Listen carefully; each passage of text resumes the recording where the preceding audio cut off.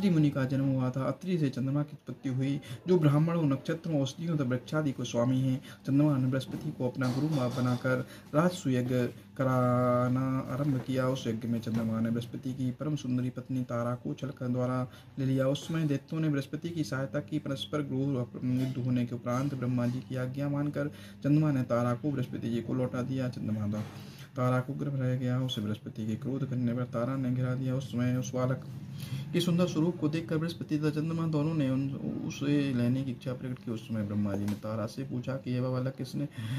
तब तारा ने बतलाया चंद्रमा से। उस अतः ब्रह्मा जी की आज्ञा से वह चंद्रमा को प्राप्त हुआ। चंद्रमा ने बुद्ध रखा। बुद्ध की इला नामक पत्नी के गर्भ से प्रभा नामक एक अत्यंत तेजस्वी पुत्र उत्पन्न हुआ।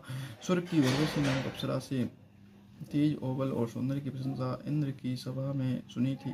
पर मित्रा वरुण के श्राप के कारण उर्वशी मृत्युलोक में आई और राजा पुरुरवा के यहाँ रहने की लालसा की। वह राजा पुरुरवा के उपवन में एक अद्भुत वृक्ष की डाल पर रत्न हिंडोला न डालकर झूलने लगी। अपने लोक से 2 मेंढा और 1 अग्निपात्र अपने साथ लाई थी। तो जब राजा ने उर्वशी को अपने उपवन में देखा तो उसके स्वरूप को देखकर मोहित हो गए और उसे अपने साथ ले राजी कर लिया। उस समय उर्वशी ने राजा को वचनों में बांध लिया और कहा, हे राजन, यदि तुम 3 प्रतिज्ञा कर लो तो मैं तुम्हारे पास रह सकती हूँ। राजा ने पूछा, यह प्रतिज्ञा क्या है? उर्वशी ने कहा कि पहली बात तो है कि मेरे ये दोनों मेंढे कभी दुख ना पावे। दूसरी है कि मेरे भोजन के लिए नित्य नवीन घी देना होगा। और तीसरी है कि कभी मेरे सामने मत आना। यदि तुमने इसके विपरीत आचरण किया तो मैं उसी समय तुम्हारे पास से चली जाऊंगी। राजा ने तीनों बातें स्वीकार करके उर्वशी को अपने पास रख लिया।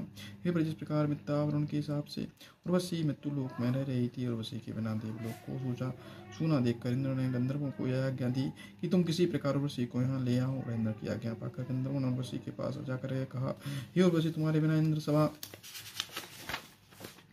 को शोभा फीकी हो रही है, था तुम्हें इंद्र ने बुलाया है। यह सुनकर उर्वशी प्रसन्न होकर साथ चलने को तैयार हो गए। उर्वशी की मर्जी से गंधर्वों ने अपनी माया द्वारा नवीन घृत को पुराने घृत में बदलकर उर्वशी को खिला दिया।